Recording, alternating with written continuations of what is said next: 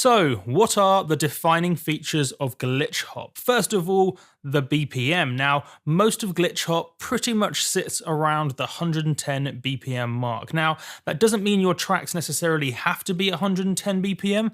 There are definitely quite a few popular glitch hop tracks at 112, 114, or even 100 BPM, but it does tend to sit in that general region of, let's say, 100 to 114, 115 beats per minute. And that's defined by the snare, not the kick. So let me give you some examples. In the main bit of the track, the snares are on the 2 and 4 beats, the kicks on the 1, 2, 3, and 4, nice and straight.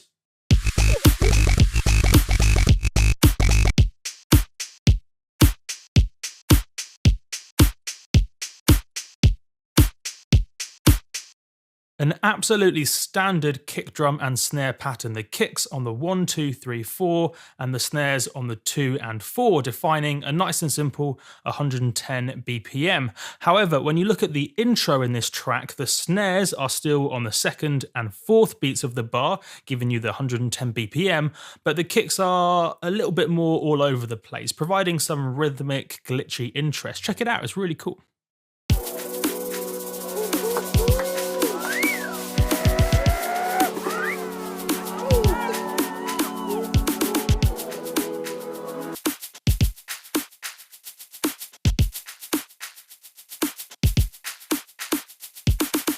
So notice the snares are that consistent thing that's defining the overall BPM, the overall tempo. But additional kicks and snares are effectively making it interesting and a little bit glitchy, a little bit dancey.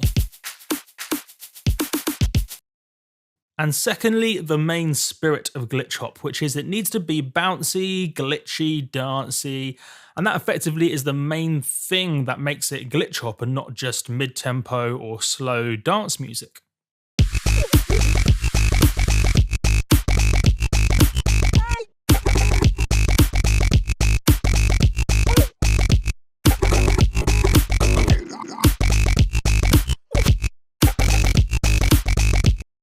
So notice, very glitchy, lots of little details and stuff happening to keep the listener interested, but crucially it does have to be bouncy and dancey. In later tutorials I'll break down exactly how to do this, but that is a super important must-have defining thing of glitch hop. It needs to be bouncy, that's the best word I use to describe it.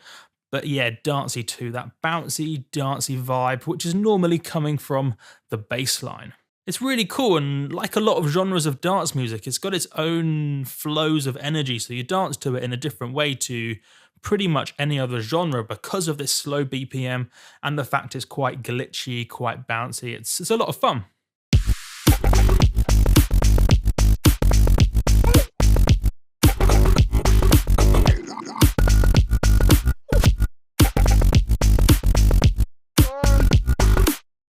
And finally, some people would argue that there needs to be some hip-hop, jazz, funk, or maybe a swing influence in there somewhere. It could be a sample, it could be a rhythm, it could just be a general vibe.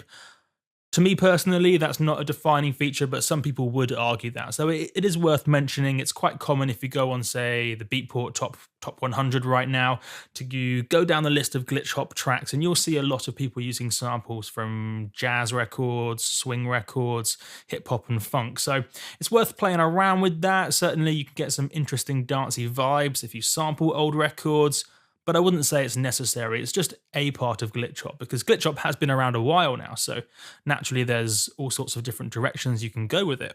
And that pretty much sums it up. They are the defining features of glitch hop. Thanks for watching.